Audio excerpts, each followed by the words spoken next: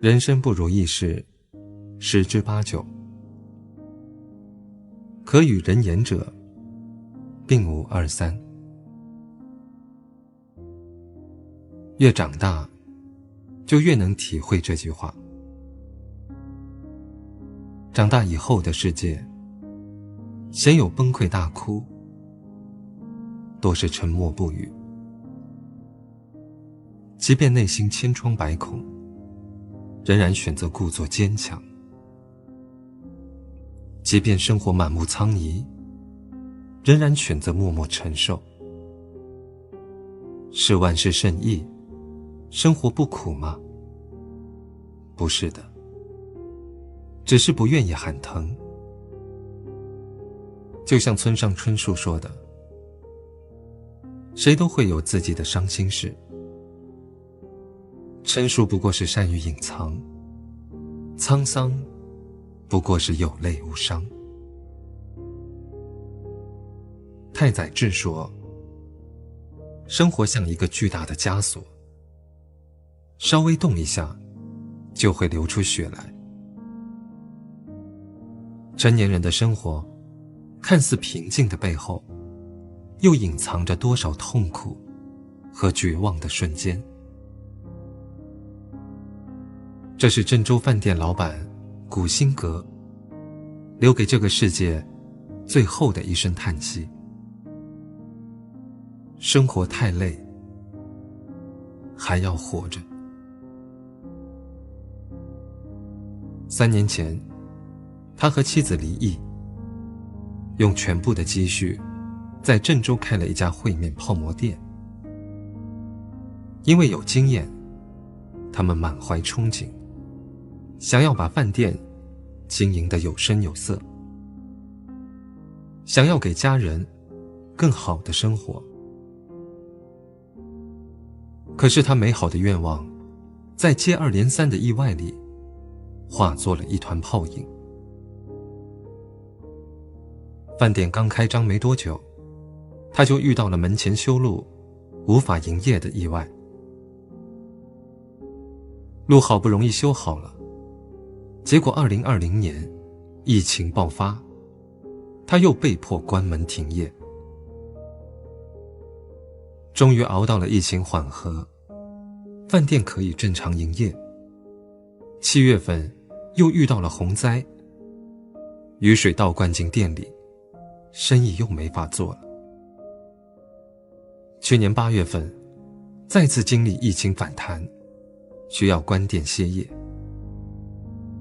这一次他没有挺住。3年时间，他不仅仅没有赚到1分钱，反而负债累累。面对沉重的经济压力，他彻底失去了继续挣扎的勇气，选择了结束生命。这样的结局让人很痛心，也很惋惜。想起余华在《活着》里说的那句话，没有什么比活着更快乐，也没有什么比活着更艰辛。我理解他的那份无奈和酸楚，没有谁不想好好的活着，只是在不幸和意外面前，人就像这世间的一颗尘埃，渺小且脆弱。然而纵使如此，在最艰难的那段时间里，古辛格也从未对身边人吐露半分自己的遭遇。甚至当朋友问他生意怎么样的时候，他也是轻描淡写的回答，还可以。在负重前行的每一天里，又有多少人和他一样？即便生活已经狼狈不堪，也要在别人面前假装无视；即便感觉天快要塌下来，也不会在别人面前叫苦连天。人到了一定岁数，自己就是那个屋檐，再也无法另找地方躲雨了。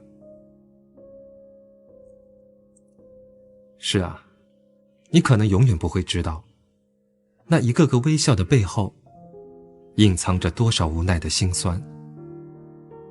那一个个沉默的背后，隐藏着多少不为人知的艰难。前段时间西安疫情蔓延，人们的生活按下了暂停键。西安有网友自嘲，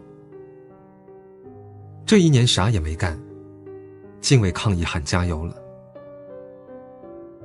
1月河北，2月境外，3月港澳，4月黑龙江，5月新疆，6月广东，7月湖南，8月福建，9月哈尔滨，10月银川，11月内蒙古。喊了一年的加油，最后1个月自己进了决赛圈。这个月到现在，还有很多地方的疫情形势都是很严峻的。也许你被影响了生活，也许遇到了艰难的时刻，我希望你能坚强，因为生活撂不倒的是每一个不认怂的你。一书曾说过，成年人身上谁没有疤痕？有些你看得见，有些你看不见。有一句话说得好，人生是苦海，是惩罚，而对惩罚最恰当的态度，是把它看成锤炼之地。人这一生，如苦海里泛舟，难免会遇上疾风恶浪。但你要相信，没有挨不过去的暗夜，没有停歇不下的暴雨。所有的经历都是一种修炼，所有的伤痛都是一种成长。